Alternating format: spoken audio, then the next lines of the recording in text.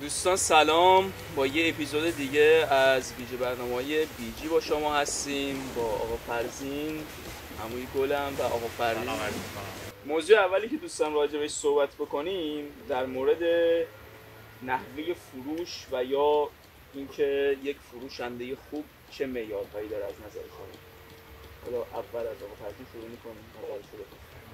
اگه در مورد فروش صحبت کنم، یک سوال خیلی خوب و مهمی هستش که میشه از یک فروشنده پرسید و اینکه دارای ابعاد مختلفی فروش از انتقال احساس خوب به مشتری در تمام بوداش میشه به عنوان پراهمیت ترین کار به قول معروف نام برد. یعنی اینکه مثلا اهمیت زیادی برای مشتری قائل بشی، احترام بذاری، حس خوب بهش بدی. بله، حس خوب در اینکه از اینکه یک مدل خوبی انتخاب کرده، یک کار با قیمت مناسبی انتخاب کرده و اینکه تونسته یه خرید خوبی انجام بده. یعنی مثلا منظور اینه که دنبال اون پول بودن نباید برای فروشنده اهمیت داشته باشه، درست نیست؟ نه، الان با این شرایط بازاری که پیش رو داریم و این رقابت بزرگی که توی صنعت طلا و جواهر هست، چه از ساخت‌ها ارائه به مشتری، به نظر من دیگه اون صرف پول در آوردن نمیتونه یکی رو توی این کار موفق کنه، چون اون عشق و علاقه نسبت به کاره که میتونه اون طرف رو توی این کار موفق کنه. درسته، خیلی جالب. مرسی. از تو چیه آقا فرزین؟ همونطوری که آقا فرزین فرمودن، هدف در فروش کسب درآمد نیست. هدف در فروش ایجاد اون احساس امنیت برای مشتری از لحاظ کاری و از لحاظ خدمتتون عرض کنم که نحوه محاسبات و اینکه مشتری اولا اینکه تصمیم گرفته اینکه وارد مغازه شما بشه، از بعد به ورود قابل ستایش باید باشه. یکی از چیزهایی که لباس امنیته اینه که خیلی از مشتری ها با رفتارهای متفاوتی وارد مغازه میشه. یکی با تندرویه، یکی با ملایمته، یکی با خوشرویه و منتهی اصلش اینه که در اون زمان ما مطلب رو به خودمون نگیریم و بهترین خدمات رو به مشتری بدیم. درست، خیلی هم جالب. منم نظرم همینه، یعنی اینکه احترام گذاشتن و اینکه احساسی نشدن خیلی مهمه تو بحث فروش و اینکه قدر اینکه مشتری پا به مغازت گذاشته و تو رو انتخاب کرده رو بدونی، چون تو تنها طلا فروشی اون شهر و استان نیستی و خیلی ها هستن که دارن تلاش میکنن. بنابراین اگه طلا فروشی داری مثلا خدمات میرسونی، اینو همیشه گوشه ذهنت قرار بده که این مشتری کیلومترها به خاطر تو اومده، تو هم باید کیلومترها به خاطرش از لحاظ روانی یا هر چیز دیگه باید به خاطرش اون مسیر رو بری که بتونی اعتمادش رو جلب بکنی. چون که جلب یک بار اعتماد مشتری ممکنه 10 بار بعد دوباره پا به مغازه شما بذاره و همون مشتری میتونه مشتریهای دیگر رو بیاره و مثل گاو شیرده‌ای میشه که یک روستا رو میتونه تامین بکنه. حالا شاید مثال جالبی نبود ولی آره. منظور برای اینه که تامین میکنه تو رو. متوجهی؟ مثلا یه مشتری میاد شاید خرید خیلی آنچنانی هم نکنه ولی میبینی یک ماه دیگه مثلا با 2 تا مشتری دیگه اومده و یک معامله خوبی باش داره.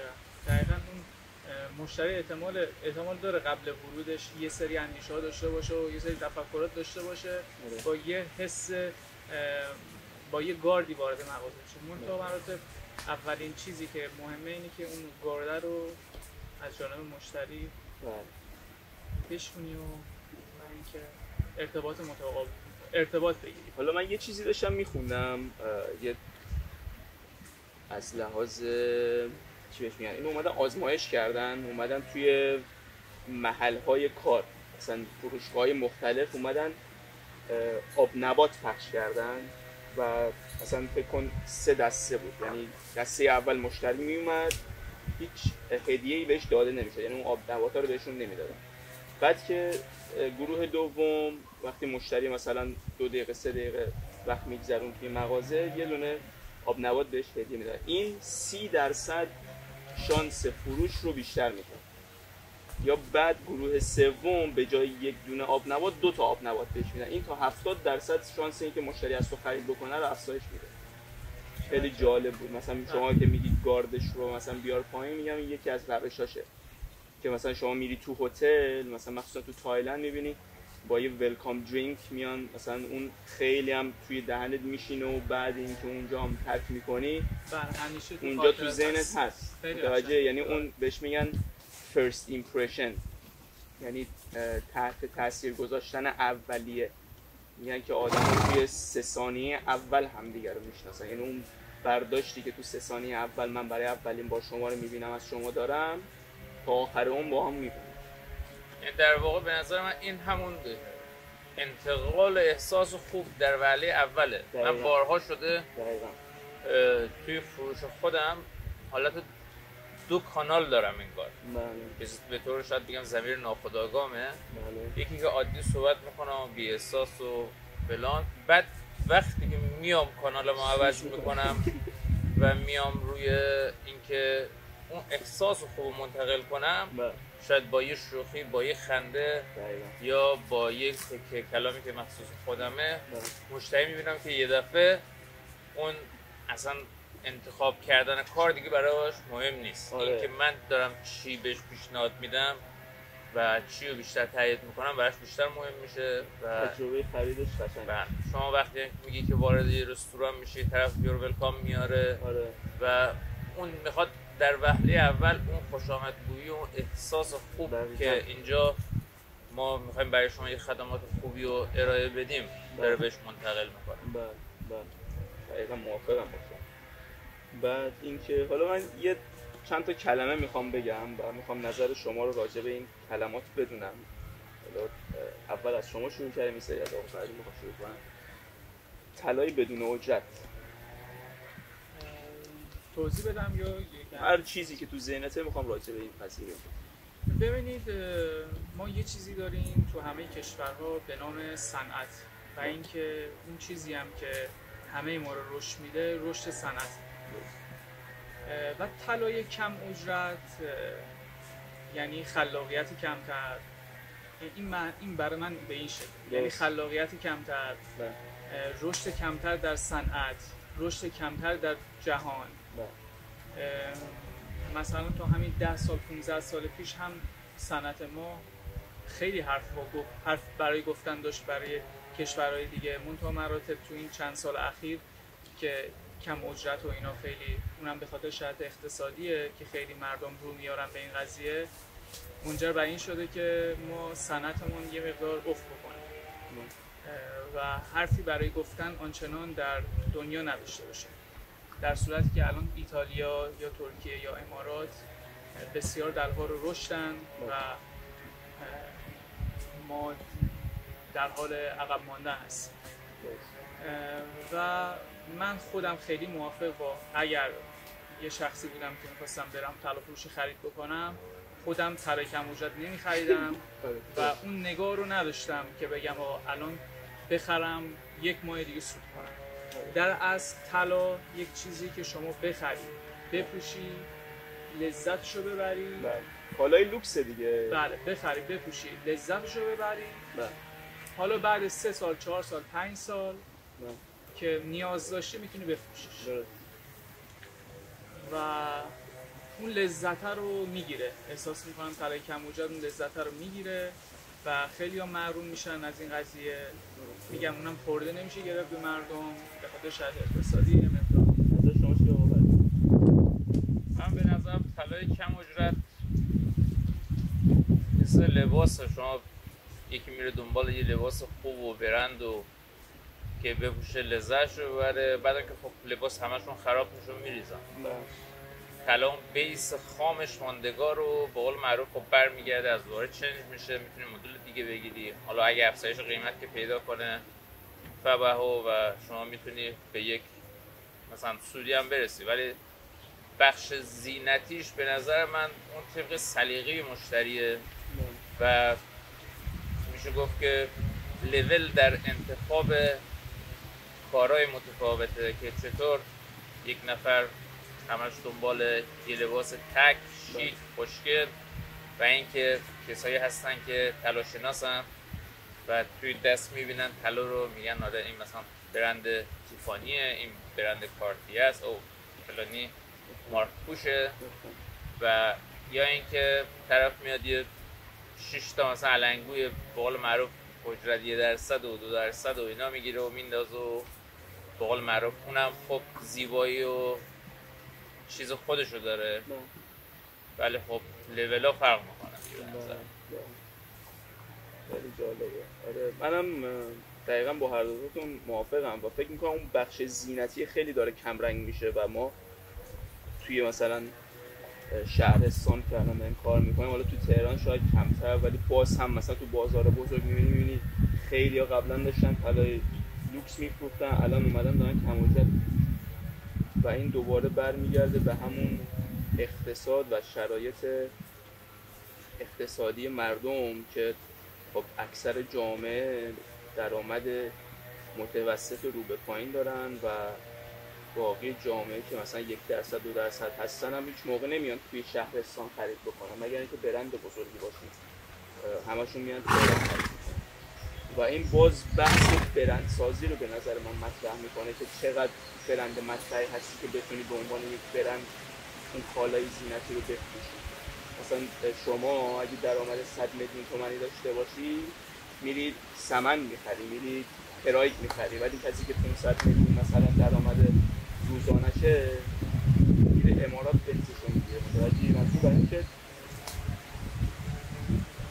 قانع کردن مشتری، ورود کردن به ذهن مشتری از لحاظ برندسازی بسیار مهمه حتی برای خودمون که بتونیم مشتریامون رو قانع بکنیم که آقا ما طلایی که داریم میاریم لوکس و زینتیه ولی پایین ترین اجرت رو داریم. متوجه؟ یعنی اون کالای فیک و دست دو یکی بهش میگن به کم اجرتی که مثلا خود کارگاه خونگی داره میزنه نیست، این همون کالای لوکسیه که ما داریم به صورت کم اجرت میفروشیم. ما یه چیزی قبلا که نداشتیم توی این سند این بود کپی کاری بود. الان یه کار که تولید میشه یه گرده‌بند 3 تا 4 تا مدل داره. توی این 5 سال اخیر ما یه همچین چیزی نداشتیم، همه به دنبال این بودن که بهترین کیفیت رو با بهترین آب و رنگ تولید بکنن. الان همه دنبال اینن که اون کپیه رو ارزون‌تر بزنن با کمترین کیفیت. آره ولی متاسفانه خب مشتری اینو متوجه نمیشن دیگه، تا موقعی که دو تا کالا رو پیش هم دیگه نظری بهشون نشون ندی هیچ موقع متوجه نمیشن. یعنی مثلا میگه که چرا آقای غفار تو داره مثلا علنگوی تمدن میزنی 5% ولی فلانی داره میزنه 2%، متوجه نمیشه که اون فلانی داره 2% رو فیکش رو به شما میفروشه ولی ما داریم اورجینال کارخونه رو به شما میفروشیم. و این هم احساس می‌کنم زمان میبره تا مشتری متوجه بشه. یا باید اعتماد بکنه یا باید زمان. فکر میکنم که توضیحات ما باید بیشتر بشه راجع به این موضوع، چون هنوز مشتریامون نمیدونن که واقعا فرق بین فیک و اورجینال نمیدونن. حالا نمیدونم نظر آقا فرضی میشه. خب تو صنعت‌های دیگه هم الان مثلا همینطوری هست، مثلا شما میری یه کتونی بخری میبینی که چی میزنه، مثلا در به قول معروف الان بخوام مثلا شرکت مثلا آدیداس رو بگم، من آدیداس توی اروپا رفتم کار نیو کالکشنش مثلا قیمت کردم 12 میلیون تومان، حالا مثلا چندین سال پیش بود. همون کار مثلا خود باز آدیداس توی چین داشت میزد اون کار رو و توی امارات دیدم با کیفیت پایینتر 3 تومن. خیلی ها شاید به قول معروف هرگز به اون چیز نرسن که بخوان این کیفیت رو تشخیص بدن، چون یه چیزی مخصوصا طلا یه چیزی نیست که تو هر روز بخوای بگیری و به نظر من به چشمانشون اعتماد کنم و اون چیزی که به نظرشون خوشگل‌تره، آب و رنگ بهتری داره و احساس میکنن کیفیت بهتری داره. و یه چیزی هم بگم، همیشه در صنعت طلا گفتم پیش طلا فروشی خرید کنین که طلا فروش خانوادگیتونه. این صرف به خاطر اینه که طرف به شما یک مشاوره میده، یک مشاوره عاقلانه میده و میدونه که شما باز برمیگردین اونجا، یا به قول معروف نسبت به اون خدماتی که دادین ازتون تشکر میکنه، یا اینکه نسبت به اون خدماتی که دادین یا دیگه پیش شما نمیاد، یا اینکه به قول معروف میاد و با گلایه میاد و شما انتظاری نمیداره که شما براش جبران کنید. بله. یه حس مسئولیتی داره دیگه، اون طلا فروش خانوادگی یه حس مسئولیتی داره، صرفا دنبال فروش بالا نیست، بلکه همون چیزی که اول گفتی دنبال یک حس خوب و خدمت درست هست. من به نظر سابقه توی طلا فروشی مثلا یکی از سابقه 10 ساله داره، 20 ساله داره، 30 ساله داره و هنوزم که هنوز مغازه شلوغه. من مثلا شاید روزی که باز کردم یادم من شاید بگم 1/10 جنس اونایی که با من هم رده بودن داشتم، ولی ظرف 2 سال از نظر جنسی رسیدم به اونا و شاید بگم ظرف 4 سال فروشم از اونا بهتر بود و همش سعی کردم که اون صرف فروختن برام چیز نباشه. مثلا بارها شده مشتری اومده مغازه یک کاری انتخاب کرده میخواسته بخره، من گفتم این کار به شما نمیاد، تو سن شما نیست، یه چیز به قول معروف خودم دلم راضی نبود بهش بدم، چون احساس میکردم یه تیپ جوون و خوشپوشه و داره مثلا یه علنگوی مثلا حاج خانومانه میخره. دوست داشتم مثلا یه کار مثلا لوکس تر بهش بدم، بهتر بدم، نه حالا لوکس به عنوان اینکه مثلا اجرتش بیشتر باشه ولی خب به استایلش بیاد. بله به استایلش بخوره. به نظر من اون مشتریایی که من خیلی از اون مشتری ثابتی که پیدا کردم سر شاید راهنمایی درست. آره راهنمایی درست بوده، منفعت خودم رو در نظر نگرفتم بوده و اینکه مشتری چه کاری رو انتخاب کنه برایش بهتره.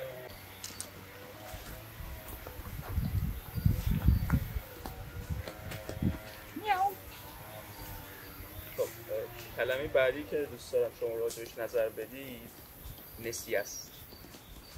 نسیه دادن. نسیه آه عمیقی بود. نسیه خیلی از چیزهای مثبت و منفی توش هست و اینکه شما نسیه بدی با یک پشتوانه خوب منطقی بدون از احساسات، گرفتن مدارک خوب و با عقل و تجربه میتونه در کاسبی به شما کمک کنه، ولی اگه بخوای نسیه رو به طور بی حساب کتاب از روی احساسات بدی به نظر من ضربه چیزی جز ضرر توی کار نیست. فراری دادن مشتریایی که سالها میتونستن پیش شما خرید کنن با دادن یه نسیه غیر معقول دیگه شاید پیش شما نیان و به نظر من نسیه یک محبت از طرف فروشنده است که خیلی ها اونو درک نمی کنن. یه احترام و یک قبول داشتن شاید بگم بیش از کاسبیه، اینکه یک طلا فروش بخواد به مشتری نسیه بده. برای من نسیه همش یک برای فروشنده های ضعیف محسوب میشد. اون موقعی که پیش آقا فردین کار میکردم مثلا میدیدم که بعضی نسیه میدن و ضعیفتر از مثلا فردین داشتن کار میکردم، میگفتم که آقا مثلا فلانی داره نسیه میده چون که دیگه به زور میخواد جذب بکنه مشتری رو دیگه، بگه که آقا مثلا اشکال نداره مثلا تو همین 5 تومن 10 تومن رو بده ما بقیه رو بعداً بده. صرفا اینکه طلا رو بهش بده حالا این گذشت رو بکنه که پول بعداً دریافت بشه. ولی الان که مثلا نرخ طلا خیلی نجومی داره بالا پایین میشه، فقط هم بالا نمیره پایین هم میاد، به همون صورتی که بالا میره مثلا دیدیم که طلا 5 تومن شد، 6 تومن، 7 تومن، 8 تومن، یه هم اومد دوباره رو 6 تومن رو کانال 6600. میگم که اصلا صرف نمیکنه، نه برای مشتری میصرفه نه برای فروشنده. چون که شما چجوری میتونی محاسبه بکنی طلای 6 تومانی رو فروختی، کی میتونست محاسبه بکنه که طلا میشه 8 تومن؟ خب این یعنی چی؟ یعنی کسی هم که محاسبه بکنه، درست پیش بینی بکنه، باز باید یک 20-30% رو شما بیشتر اجرت بزنی، سود بگیری از مشتری. خب این اصلا قابل قبول نیستیه. یا اینکه مثلا باید به نرخ روز بگیری که خیلی هم هنوز جا نیفتاده، در صورتی که خب بین طلافروش‌ها این خیلی جا افتاده است. این نظر منه، نمیدونم نظر آخری چیه. من میخوام یه مقدار خیلی قشنگ توضیح دادید همه چی رو شفاف. یه مقدار میخوام عمیق‌تر واردش بشم، چون اگر خاطرتون باشه مثلا ما 10 سال 15 سال پیش 20 سال پیش شرایط کار میکردیم، شرایط اقتصاد کار میکردیم و حالا چیه که تصمیم گرفتیم چندین سال این کار رو انجام ندیم. ببینید الان که یه چکی اومده به نام چک صیادی که اون اگر مشتری پاس نکنه حسابش بلوکه میشه. یعنی اون اگر شرایط اقتصاد به وسیله چک باشه یه چیز خیلی خوبیه. منتها مراتب شرایط اقتصاد برای وضعیتی که الان از لحاظ اقتصادی ما توش هستیم چه مزایا و چه معایبی داره. یه مقدار احساس میکنم که اتحادیه ضعیف عمل میکنه توی یه بخشایی و این به چه شکله؟ به این شکله که بارها شده مشتری یک محصول رو از جای دیگه به صورت به شرایط اقتصاد خریداری کرده و آورده پیش ما و گفته که آقا میتونید اینو محاسبه بکنید ببینید که من خوب خریدم یا نه. اون عدم احساس امنیت اگر در مشتری جاری بشه، مشتری خودش رو مسئول پرداخت اون شرایطی که براش ایجاد شده نمیبینه و چون این شرایط تو 4-5 سال پیش نبوده، این شرایط خرید اقساطی با چک صیادی و خیلی مشکل به وجود می آورده. مشتری احساس عدم مسئولیت میکرد در پرداخت و نهایتش میشد که یه جر بحثی میشد یا دیگه حتی پولتو پرداخت نمیکردن. و الان که شرایط به این شکله احساس میکنم که میتونه شرایط خوبی باشه با چک صیادی. پس شما میگید نسیه دادن با چک صیادی تاییده. این از این لحاظ. بله. از لحاظ دیگه اینه که نگاهی که دارم نسبت به فروش شرایط اقساط اینه که من همیشه به این اعتقاد دارم مشتری اگر پول نقد داشته باشه دیگه پیش شما نمیاد. بله. مشتری اگر پول نقد داشته باشه دیگه پیش شما نمیاد. احتمالش خیلی زیاده چون همیشه شما براش هستی در هر حالتی که بخواد خرید بکنه. درست. از ارزش کار کم میکنه. خب کلمه بعدی که میخوام ازتون بپرسم راجع به تخفیف دادنه. تخفیف دادن به نظر من یه چیزیه که فروشنده نسبت به خریدار ارائه میده و اینکه خریدار بخواد که خودش با قول معروف چونه زدن زیاد و اینکه به قول معروف چی میگن بخواد با اذیت کردن فروشنده به دست بیاره لذت کاسبی و انرژی رو به نظر من هم از فروشنده میگیره. من به مشتریای عزیز پیشنهاد میکنم که اگه واقعا احساس میکنید یک فروشنده خوب دارین خرید میکنین با انصافه یه خورده دستشو باز بذارین اونجوری که دوست داره به شما تخفیف بده و شاید نهایت یک کار 100 میلیونی که شما خیلی بخوای با فروشنده شونه بزنی خودش تخفیف بده یا خودش شما تخفیف بگیری نهایتش 1 تومن باشه در 100 میلیون تومن. به نظر من اگه دست فروشنده رو باز بذارین نسبت به اون وجدان و اون چیز خودش بخواد تخفیف بده به نظر خیلی بهتره چون اون شما همینطور که شما از فروشنده ذهنیت میگیرید، فروشنده هم نسبت به شما خریدار ذهنیت میگیره و به قول معروف میگم مشتری خوش خرید داریم، مشتری بد خرید داریم و اینکه آدم رغبت بیشتری میکنه که به مشتری خوش خرید حتی ارزونتر بده. من بارها شده یکی به من خیلی با من چونه زده، من دیگه دوست نداشتم مثلا مغازم بیاد و اینکه یا اینکه یکی همیشه کارتو گذاشته گفته شما خودت دقیقاً در نظر بگیر اون تخفیفی که میتونی به ما بده. من شاید میخواستم 500 تخفیف بدم ولی این حرفی که زده مثلا 700 تخفیف دادم، یه مقدار بیشتر تخفیف دادم. چرا؟ چون این مشتری آدم دوست داره نگه داره، حتی بیاد توی مغازه به آدم خیرم نده ولی اون برخورد خوب، اون وایب خوبی که بهت ارائه میده، اون انرژی که بهت میرسونه از سمت مشتری به سمت فروشنده، یه انرژی خیلی خوبی و من حاضرم به اینجور آدم حتی بدون سودم کار بفروشم. ولی یکی که میاد زور میخواد یک چیزی که بدون حساب کتاب، حالا یک چیز حساب کتابیه، دو تاش میشه 4 تا، طرف براش تخفیف میزنی میگی من 2-3% کمترم زدم برات، دو تا شد 4 تا، بعد میگه من 2 تا 4 تا رو کار ندارم 5 تا شما 2 تا رو 6 تا باید حساب کنی. این مقدار به نظرم جالب نیست اصلا.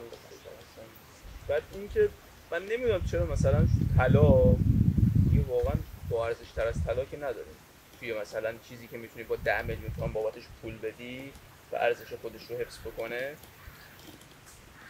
میگم که چرا اینقدر ظلم میشه از این لحاظ تخفیف و اینا به طلا. مثلا یارو میره لباس میگیره، یک شلوار جینی که مثلا پول پارچش هست نهایت متری 300,000 تومان، 2 متر پارچه چقدر میشه؟ میشه 600,000 تومان.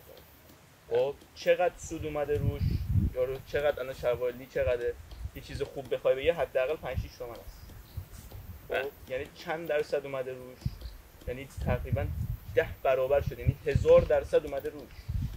خب شما هیچ موقع نمیتونی طلا رو به این صورت، یعنی اون جواهرش هم نمیتونی با 10 برابر قیمت بفروشی. پس چرا چیزی که واقعا داره رو حساب کتاب به شما فروخته میشه بیای هی مثلا بگی که آقا تخفیف بده تخفیف بده تخفیف بده؟ این که مثلا عددش بزرگه دلیل نمیشه که سودش هم بزرگ باشه. مثلا مشتری میاد یه چیزی میخره 100 میلیون تومنه، فکر میکنه مثلا ما داریم 40 میلیون تومن 50 میلیون تومن سود میکنیم، یا 10 میلیون تومنشو بده. مگه میشه 10 میلیون تومن برای تخفیف بدم؟ میدونی؟ ولی هیچ موقع روی لباس خریدن این شاید در طول سال عددش هم بزرگتر بشه. شاید مثلا 10 تا شلوار لی بخره 60 میلیون تومن، 10 تا کاپشن بخره، 10 تا تیشرت بگیره، کلا در طول سال میبینی 200-300 تومن پول لباس داده. ولی چون که داره خورد میخره به چشمش نمیاد. طلا رو یهو میگیره و یه مقدار براشون سخته که یک دفعه بخوان مثلا کارت بکشن 100 میلیون تومن 200 میلیون تومن. حالا اونی که داره میگه که آقا تخفیف نده، ولی اونی که داره باز هم یه گروه جداگونه هستن که میگه آقا مثلا این 100 میلیون تومن نشد 50 تومنشو الان بگی، 50 تومنشو مثلا برام قسط من 1 ماه 2 ماهه. شما در شرایط فروش یه چارچوب عاقلانه باید برای خود انتخاب کنید. نه. یعنی من بارها شده ضربه در فروش از جای خوردم که اون چارچوب خودم رعایت نکردم. یعنی در فروش شما بخوای آپشن زیاد به مشتری بدی، یعنی من همش برای خودم مثلا میگم 70% پولو اگه که مثلا خیلی مطمئنه، خیلی اوکیه، خیلی چیزه، 70% پولو باید بده، 30% بمونه. اگه اینو درست کنم 30% بده 70 بمونه، با اون مشتری به مشکل برمیخورم. یعنی که برای اون برنامه‌ریزی نکردی از قبل تو ذهنت. بله برنامه‌ریزی نکردم و اینکه مشتری و شما بهش بال پرواز میدی، یعنی یک جنسی رو بهش میدی که شاید پرداخت کردنش براش سخت بوده ولی وسوسه شد. آره وسوسه شده، گرفته گفته آره میدم، ولی یه مشکل براش پیش میاد نمیتونه بده. یعنی الان هم زمانی نیست که مثلا شما بگی فلانی آدمه اوکی خوبیه من بیام مثلا یه طلایی رو بهش بدم و انتظار داشته باشی که اون در 6 ماه مثلا فرض کن قسط بده. اصلا شاید بگم 90% اینایی که قسطای بلند مدت بیشتر از 2 ماه میبندن به مشکل برمیخورن. چرا؟ چون آدمیه دیگه، نمیشه پیش بینی کرد. شاید تصادفی کنه، شاید مریضی بشه، شاید بدی براش پیش بیاد، خدای نکرده از زیر دین شما هم میمونه. یعنی بد براش، من بارها شده مشتری مثلا بد براش پیش اومده، طلای منو برده فروخته، مشکلشو حل کرده ولی نتونسته پول طلای منو بده. مگه اینکه با قرارداد ببندیم با تامین اجتماعی یا مثلا سازمان‌های مختلف که کسب از حقوق میکنه. خب یه پروسه خیلی سنگینی داره. من اونجوری که برآورد کردم در فروش با این چیزا با حالت مثلا 6 ماه میشه، 7 ماه میشه و در اون شرایط شما نمیتونی برای مشتری به نرخ روز حساب کنی. آره. و اونم خیلی چالش برانگیزه به نظر من نسیه دادن در یکی دو ماه با یک پشتوانه خوب اوکیه، ولی بیشتر از 2 ماه قسط به نظر من به هیچ وجه اوکی نیست. درست. مرسی از شما. خب کلمه بعدی شما نظر تو گفتی یا بعدی رو گفتی؟ تخفیف؟ آره. مثلا در مورد 4-5 تا موضوع در اون لحظه زمان داری با مشتری صحبت می‌کنی، یکی از اونها تخفیفه. اجازه نباید زیاد اجازه داد در مورد تخفیف به موضوعات دیگه. آره. درست. با یه جواب میتونی حل بکنی. درست. آره. با یه کلمه میتونی اون قضیه رو به مشتری به طور مستقیما متوجه بکنی که آقا در مورد این موضوع زیاد نمی‌تونی صحبت. آره، این کاریزمای فروشنده است. حالا خب موضوع بعدی ما میدونیم که هممون تو زندگیمون یه شکست بزرگ داشتیم. دوست دارم که راجع اون شکست بزرگ با هم صحبت کنیم. جایی نقطه‌ای از زندگیمون بوده که بهمون این فرصت رو داده که شکوفا باشیم.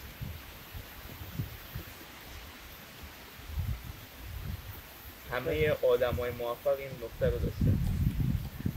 من خودم به شخصی بخوام اگه در مورد موفقیت و شکست خودم صحبت بکنم، میگم من حالا یه چیز هست، یک کاراکتر درونی هست که از بچگی شاید تو شکل میگیره نسبت به اون فکری که داری، نسبت به اون خلاقیت و فهمی که داری به طور خدادادی. به نظر من نمیشه گفت مثلا این از جایی به تو خوندی و کسب کردی، شاید هم در بچگی برای چیزای پیش اومدی که اون درت شکل گرفته باشه، ولی خب در من اینطوری بوده. من همش سعی کردم کارامو خودم انجام بدم، هیچ وقت سعی نکردم برای کارام واسط بگیرم و توی بیزینسم هیچ وقت سعی نکردم کمک بگیرم از کسی، در صورتی که نسبت به اون چیزی که در سالهای اول کار کردم از طرف بزرگا به من کمک شد در مقابل اون کاری که انجام دادم براشون. ولی در کل در روند شاید بگم این 13 سال کاسبی مستقل من فکر نمی‌کنم از کسی کمک گرفته باشم. سعی کردم خودم باشه و خودم یک قناعتی به وجود بیارم، نه اینکه از دیگران احساس کنم که از دیگران یک چیزی بگیرم و بقول خودم. بعد یه چیزی بگم در مورد کاسبی شخصی خودم، سعی میکنم اینو به دوستان پیشنهاد بدم، به فکر خودتون اطمینان داشته باشین، فکرهای دیگران رو مد نظر قرار بدین ولی فکر خودتون رو ارجحیت قائل بشین. بارها شده من یه کاری داشتم با فکر خودم انجام میدادم، منتها مشورت گرفتن از شاید بگم بزرگتر یا کسایی که کارشناس نبودن در اون امر باعث شده که فکر خودم کنار بذارم، صبر کنم یا به قول معروف انتقال بدم اونو به سالهای بعد، یعنی به تعویق. آره، یعنی واقعا بعضی اوقات میگه که آره اگه خودت اون کارو میکردی الان انجام شده. بله، یعنی در خودت باز میگن just do it، یعنی فقط انجام بده. اون just do it باید بعضی اوقات باشه، یعنی میگه آره الان وقتشه این کار من میخوام بکنم و انجام بدی. اینم میتونم ارائه بدم. شما چی آخرین؟